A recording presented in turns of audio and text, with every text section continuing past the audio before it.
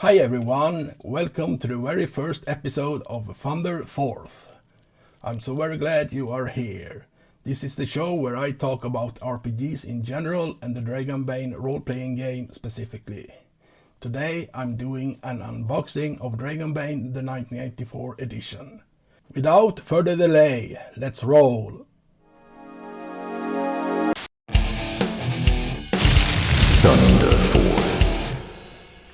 If you're watching this video, you probably own one of these. But do you own one of these? The 1984 edition was the second edition of the Dragonbane tabletop RPG, also known as the Black Box. This is the game that set the role-playing craze in motion in Sweden. I was 10 years old when I got my box from Santa. Or was it Krampus? You have probably heard about the Black Box, and I thought we could together explore what all the fuss is about. With no further ado, let's unbox this puppy.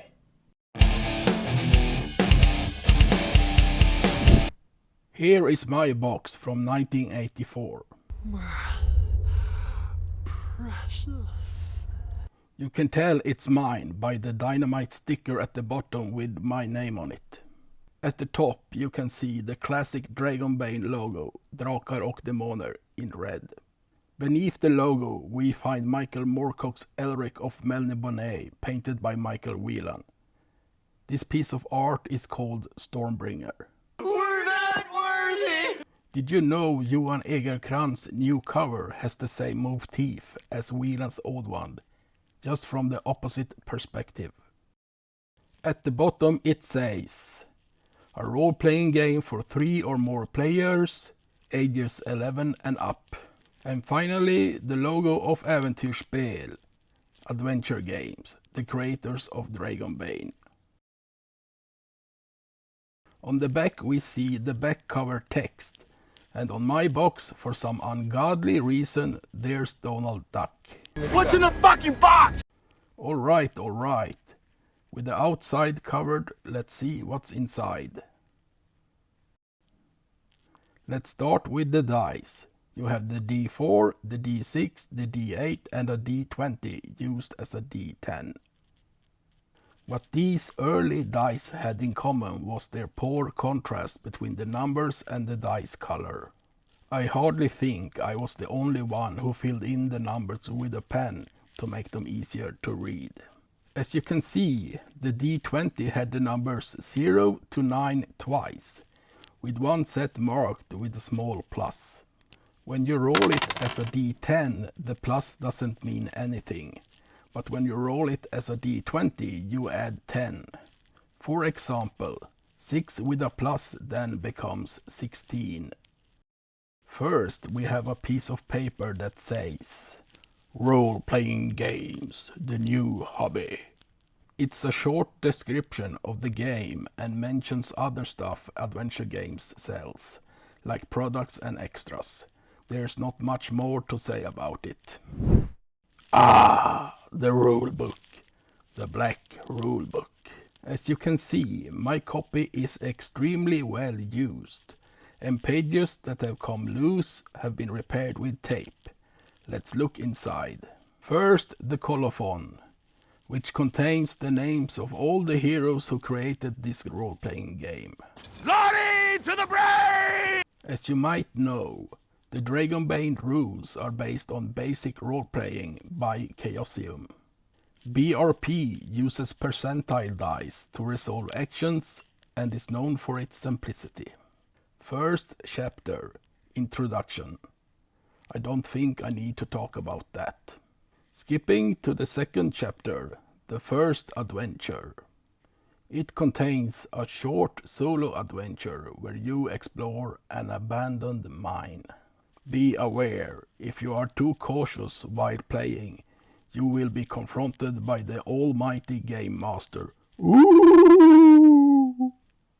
Chapter 3, Materials. Describes dice, miniatures and floor plans. More on that later. Chapter 4, Your Character. Now we're getting to the good stuff. This chapter explains your character's attributes and derived ratings. The attributes match those in 3 Leagues Dragonbane, with the exception that size is included as an attribute. Moving on to Chapter 5, Skills. There are about 30 skills, and most of them correspond to the one in the new version. One funny thing is that the skill Evade is described, but it doesn't appear anywhere else in the rulebook. I assume it was a skill that existed in an earlier draft of the rules, but the game designers decided to remove it and forgot to delete this bit of text. Chapter 6, Profession. Here we see the first super classic pieces of art by Nils Gulliksson. The wizard, the thief, the warrior and others. The nostalgia factor is through the roof. Are you kidding me? This baby is off the charts. Chapter 7, Combat. Contains a list of weapons and explains how to conduct combat. One annoying thing is that attacking and parrying are separate skills. Who on earth came up with this nonsense? It was me! Chapter 8, Magic. Here we find the rules for using magic along with all the spells. Back in the day, there were no schools of magic, and all spells were available to all wizards and witches. Chapter 9, Time and Space. Discusses the concept of time in the game world and covers long journeys. Chapter 10, Money and Other Things. Interesting information about gear, poisons, magical items and treasures. Chapter 11, Monsters and Creatures. I know this chapter contains many great illustrations. Let's take a look. The elf, the dwarf and the duck. Oh, excuse me, Mr. Mullard. Moving on. The chimera and the minotaur. Orc and goblin.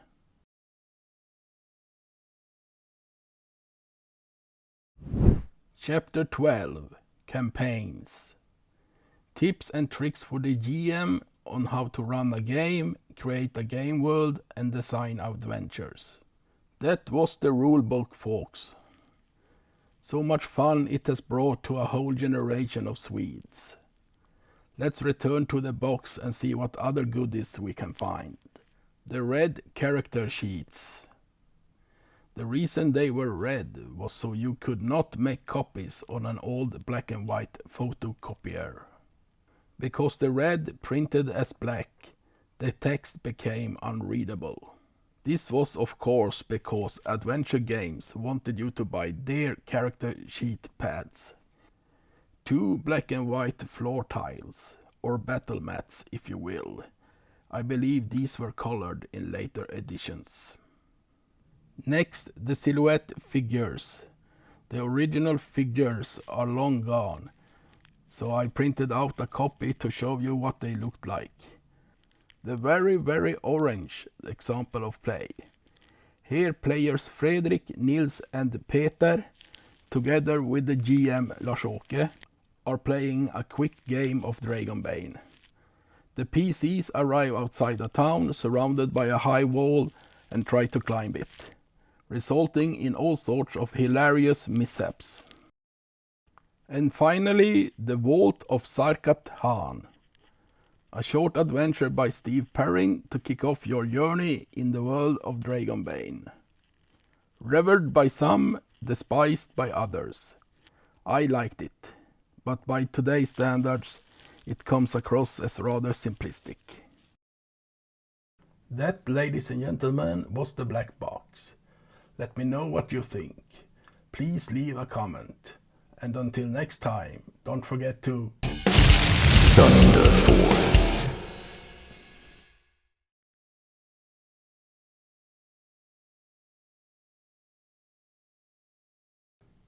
This was the box that set the roping craze in Varför är det så svårt?